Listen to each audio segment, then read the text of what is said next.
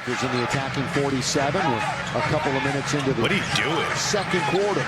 Short-handed Laker team.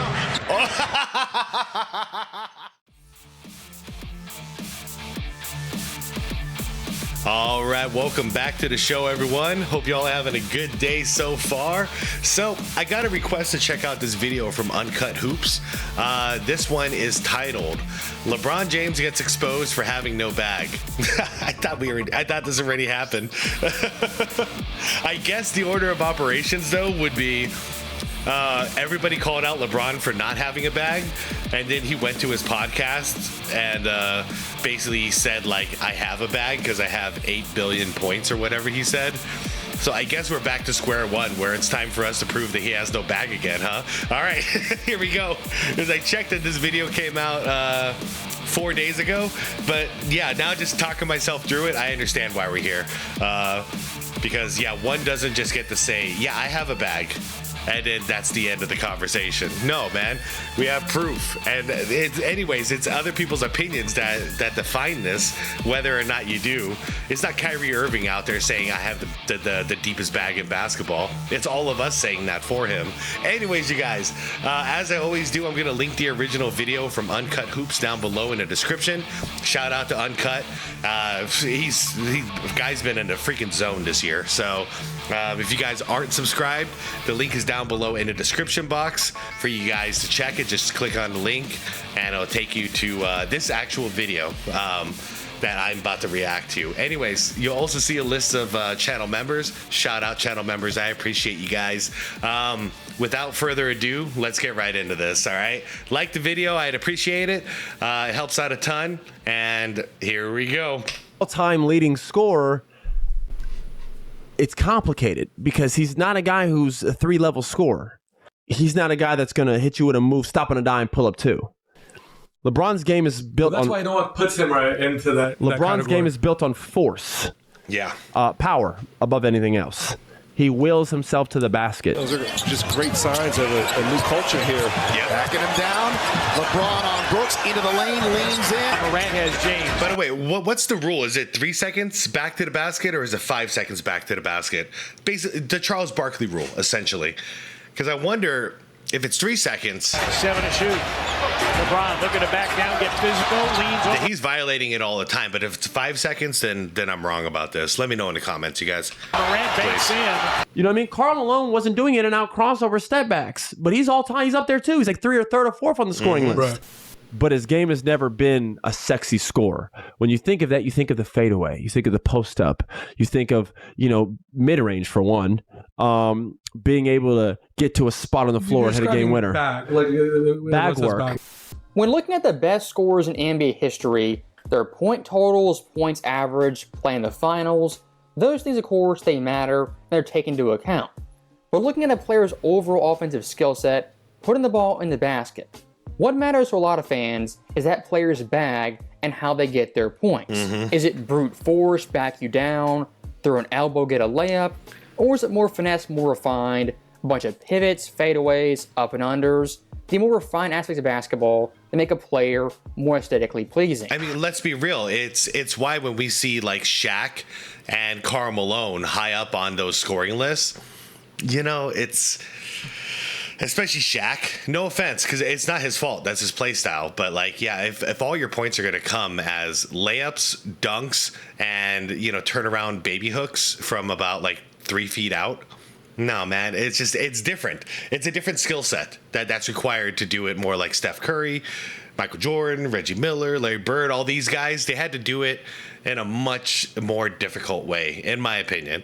I do enjoy the comparisons of LeBron to Karl Malone lately. I think it's pretty accurate play style wise. Lakers in the attacking 47 with a couple of minutes into the what are you doing? Second quarter. Short-handed Laker team.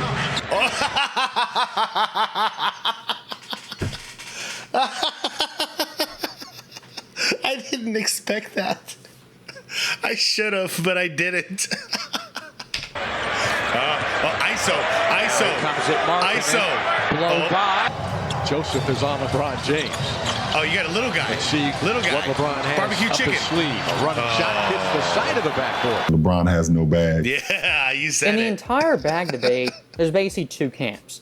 On one hand, some fancy having a bag. It matters above all else. Having a bag being aesthetically pleasing is the most important thing to them when gauging offensive player and how great they are on an NBA court. Oh, I would disagree with on that the all flip the way. side, some fancy having a bag doesn't matter, and having skill moves, counters, up and unders, that to them means nothing.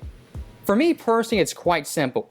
Having a bag isn't everything, but for the great players, cream of the crop players, having a bag can take you over the top, make you an even greater player. And looking at the all-time scoring list, certain guys who don't have a bag rank higher on that list than other guys who are more offensively talented. For example, Karl Malone almost cracked 37,000 points. Someone like Dirk didn't even reach 32K. If you ask any fan nowadays who watch both those players, knows those players, Dirk pretty easily had the better offensive bag than the more skilled offensive player and scorer. Yeah. Obvious. Look at someone like Shaq on the all-time scoring list. Another good He ranked example. Yeah, another good 11th example. all time. Hakeem Olajuwon is 16th. Nobody who knows the game would say Shaq had a deeper bag than Hakeem Olajuwon was a more skilled offensive player. But at the end of the day, Shaq all time has more points. Again, the stats and numbers, they do matter to a certain degree, but watching the players play, their skill, their quote-unquote bag, that also matters. Yeah, the irony is like when we say you don't have a bag or whatever, that doesn't mean like, oh, discredit all your points, like take away your points. No, you still got those points. It just means, you know, it got boring watching it. You know what I mean? As opposed to somebody like a Hakeem or a Michael Jordan who can get their points in a very efficient manner, but they have 20 different tricks to pull on depending on what the defense is going to throw at them. To me, that's what is what a bag represents. It's unlimited counterattacks to what the defense is going to throw at you. So, yeah, it's not just a dunk, because it depends on how they play you. And Shaq used to get really frustrated because they double team him, triple team him in the paint, you know, foul the hell out of him, put him on the line, all that stuff. But that's because Shaq didn't really have a counterattack. He just had his attack, and then whatever the defense would do, the defense would do. LeBron scored more than anybody, guys. All right? If you're talking about the aesthetic, then you're going to go off someone that looks like they're a more polished scorer, who's more skilled on the offensive scoring side. For instance, LeBron has scored more points than Kevin. Kevin can score in a much more variety of ways than LeBron. Yeah. You can argue with the wall, but that's just the truth. LeBron doesn't have half the offensive bag that Kevin has. He's been a freight train his whole entire career. You know what I mean? Karl Malone wasn't doing in and out crossover step backs, but he's all time. He's up there too. He's like 3rd or 3rd or 4th on the scoring list. Right. So stop on that. I mean, at least Karl Malone was making a living out of the post, and well, I mean, it was a lot of the pick and roll, but he also had that post up turnaround jump shot that he lived off of. Very quickly, when it comes to LeBron James having a bag, I guess you could say he does have one, but compared to the elite offensive scorers in league history, LeBron's bag isn't nearly as deep. I mean, for me, when it comes to this all-time scoring thing, I would just like to see it broken down by season.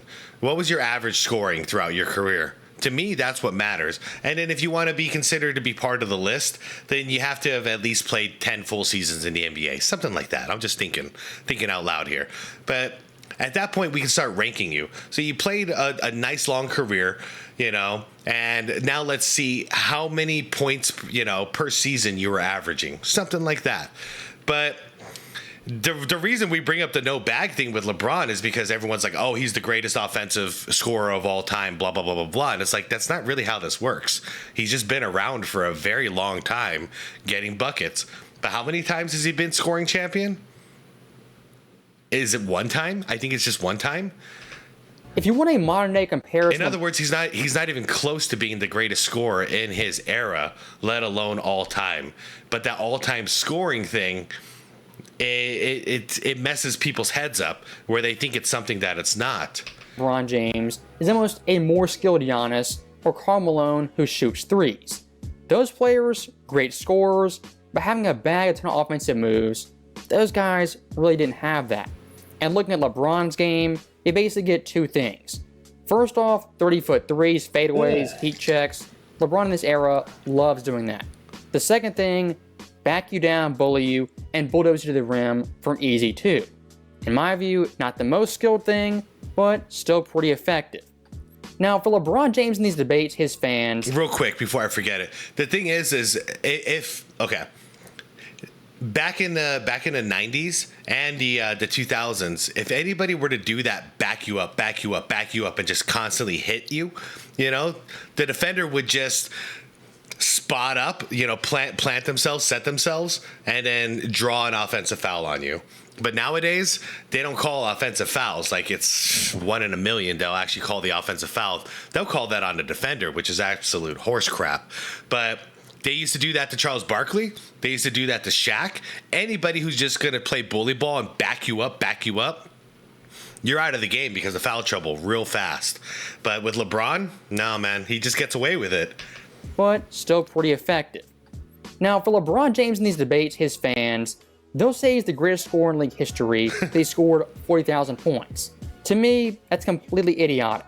As looking at someone like Jordan, off his stats, numbers, especially the eye test, this guy's bag of tricks, his moves, was far more advanced than LeBron James at any point in his career. Oh, yeah. There it is, Jordan.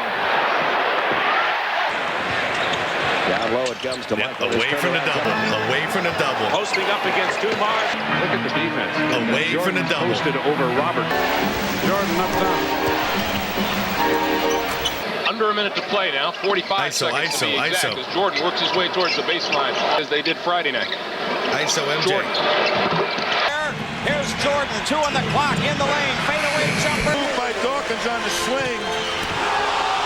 Hawkins tried to slow Jordan, and it would have been the case for a mere mortal, but not for the man they call E.T. For someone like Michael Jordan, Was he about to call Michael Jordan E.T.? But not for the man they call E.T.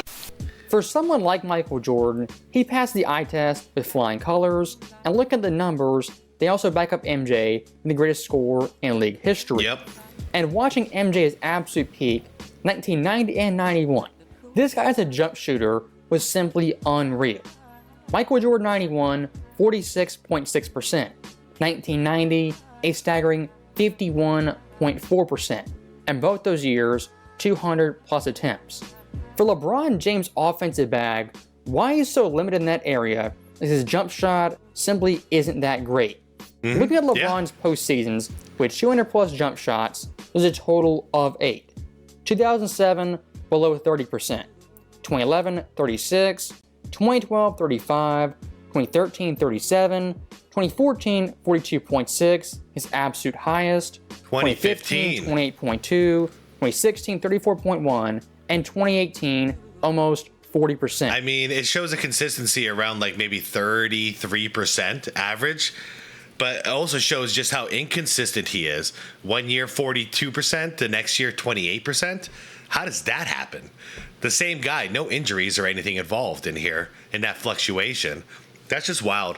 I don't know, I agree, Uncut. I've been saying the same thing since about 2004, I'd say, about LeBron. Like, he's one jump shot away. If he can just get his jump shot and get a legit post game, the dude is unstoppable. But that was 20 years ago. It ain't happening. Oh, good movie.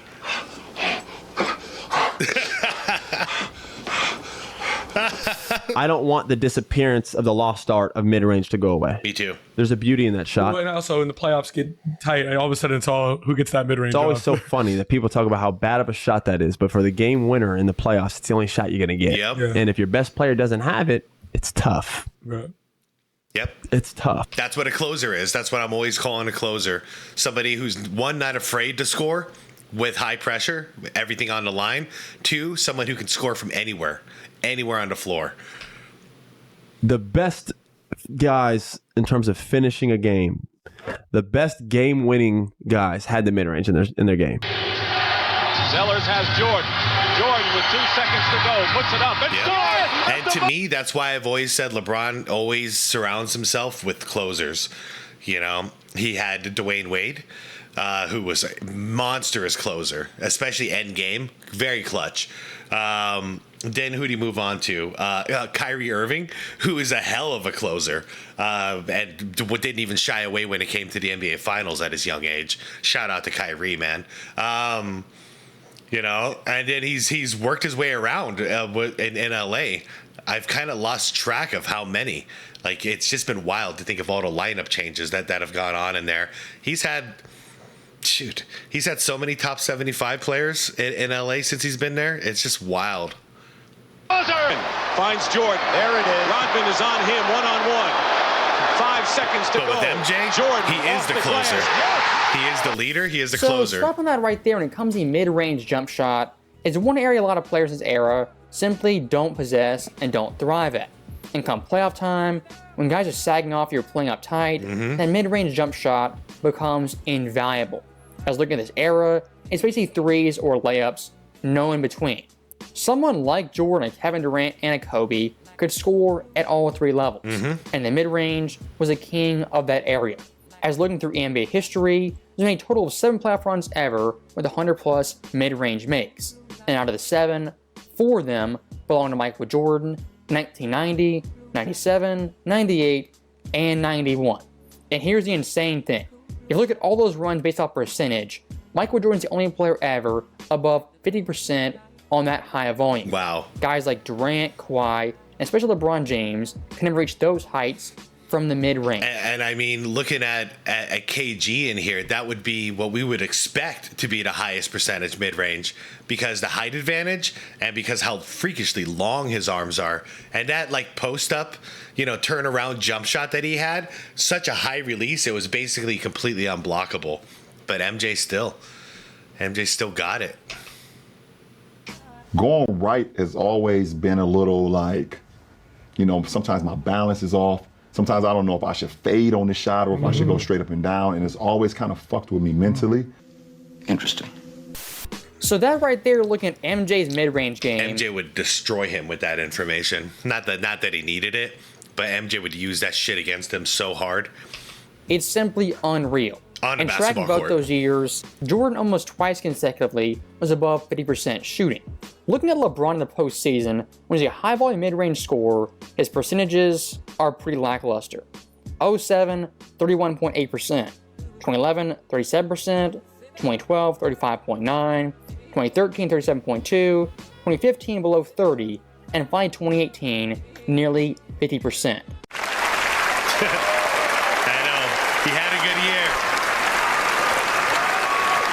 The ball went in that year. For a lot of younger LeBron James fans, 2018 LeBron to them is the best version of LeBron, especially offensively. And look, you can have that opinion. When it comes to Michael Jeffrey Jordan, comparing offensive skill and offensive back, Michael Jordan, even versus the best LeBron James, is a notch above. As looking at these two players on jump shots, Michael Jordan, 46.6%. LeBron James 2018, below 40%. Mid-range scoring Jordan, a much higher volume on a better percentage. Fadeaway jump shots, Michael Jordan, 58%, LeBron James, above 50, but not close to MJ. And here's a shocking one. In the paint scoring, Michael Jordan, 3% better. Post scoring, Michael Jordan, also better. Hold up. Jordan. In the paint. Well, I mean, a big reason why this is the way it is, in my opinion, and from watching both of these guys' careers, is Michael Jordan was trying to avoid the contact when he went to the lane. You know, but he'd get hit a lot, and that's why he would learn to avoid the contact. He didn't care about going to the free throw line. He wanted his 2 points, so he was going for the score. LeBron, he's actually trying to flop. He's trying to draw fouls constantly, and that's why he gets so angry when he doesn't get the foul called in his favor after he misses a layup or whatever the case may be in the paint, because he's actually playing for that. He's playing for the foul. And I just see that as a major difference between the two of them. Like, Jordan knew he's going to get hit and he would take it and move on, but try to get hit as least as possible. LeBron wants to pretend he's getting hit in order to draw a foul to kind of bail him out of the moment. 3% better. Post scoring, Michael Jordan, also better on similar volume. And catch and shoot jump shots, Michael Jordan, above 50%. LeBron James, barely above 40%. For the best offensive version Wait, so LeBron is actually, did I see that right? Catch and shoot, post ups. So LeBron is better in the post than he is with an open catch and shoot. That makes, well, I guess Jordan was too by a couple of percentages, but Jordan is notorious for his post game. That's just weird, man. You would think the catch and shoot would be easy. LeBron James, barely above 40%. For the best offensive version of LeBron James as a scorer, he was pretty effective. But here's the catch. Compared to Jordan, simply wasn't as good, as versatile, and as efficient as Mike. That's why in these Jordan-LeBron debates, or these scoring debates, saying who has a deeper bag, someone like Jordan every day of the week is going to win that argument. As looking at MJ at his peak, aesthetically watching the games, had better footwork, was more refined, had counters to your counters, and the NBA Finals was simply untouchable. Someone like LeBron James, a great scorer. The greatest scorer, most skilled scorer, we can't go there. So that right there is the end of the video. As always, thank you guys for watching. Hope you enjoyed it. I'll see you next time. All right, guys, link is down below in the description for the full video, and a link, well, basically it'll take you to Uncut's channel. I agree with everything that he's saying. We're on the exact same page with this. And I guess the only thing I really want to say in the outro, because I feel like I kind of said it all during the breakdown. And first of all, great video, Uncut, as usual. How you doing? Shout out to you, bro. I hope you're doing well if you're watching this. I guess the only thing I just want to like throw out there is, I mean, we know, first of all, like Uncut said, Jordan can score anywhere on the court. That's what makes him so deadly. You don't know what he's going to do ever, you know, and that's what the mid-range really represents, is anywhere on that court you can score. And if you leave him open on a three, he's going to bust you out there too. You leave the lane open enough, he's going to take it to the paint, you know, and dunk on your head. But so we can see the difference there. But even if we're just looking at visually, and let's be real, you know, this is how we're watching the game. We're watching it with our eyes. You see LeBron, and it's just like, it's clunky. I can't think of a better word to say than just clunky. Like everything with his legs, it's like two tree trunks, and he's just like clumsily making these moves. You know, nothing is smooth. When it comes to Michael Jordan, everything is smooth as butter. Even when he was 40 years old, all the motions and the movements look like something he's done 8,000 times, and he can just do it in his sleep. It's like ballet or something at that point. It's graceful, you know? So we got one guy who's clunky and the other who's graceful. And, you know, visually, our eyes it's obvious if you watch both of them play who's a better scorer, you know? And I think that plays a big part into it. But this is one of those cases, the eye test and the numbers, and also just like, you know, the skill set, it all lines up. Our eyes are not lying to us. What we see is what we see. You know, one dude was graceful and there's no way to stop him. You know, even if you know exactly what he's gonna do, you can't stop it. And the other guy is just like clunking around, you know, stomping around with his two tree trunk legs, and nothing looks natural. You know, it looks like a robot, like a really heavy robot out there, just trying to play basketball. And it's just the weirdest thing. I used to give Karl Malone crap for being like too jacked, you know? Like I used to think like he's too jacked to like the point where it's a detriment to his game. LeBron has taken it to a whole nother level, dude. Like I don't understand. The body that LeBron has gone for in his older age would be more suited for football, like the NFL, in my opinion. Not that he has the toughness for the NFL, but the body, like he should be on that front line. You know, whether it's offense or it's O-line or D-line. Like those tree trunk legs are built for pushing, you know, like for like pulling a wagon or something like that. So it could actually really convert into football very well, in my opinion. But for basketball, dude, like you want to be quick, especially nowadays. You know, the NBA is all like lean you know, skinny, no muscle, because quickness is so valued now. And then you have this big, giant, clunky robot. Anyways, I'm out of here. Guys, thank you for watching a vid with me. Go check out Uncut's channel. Like the vid if you liked it. Subscribe to the channel if you want more content like this, where I break down tree trunk legs versus ballerina legs. And most importantly, is the be water, my friends.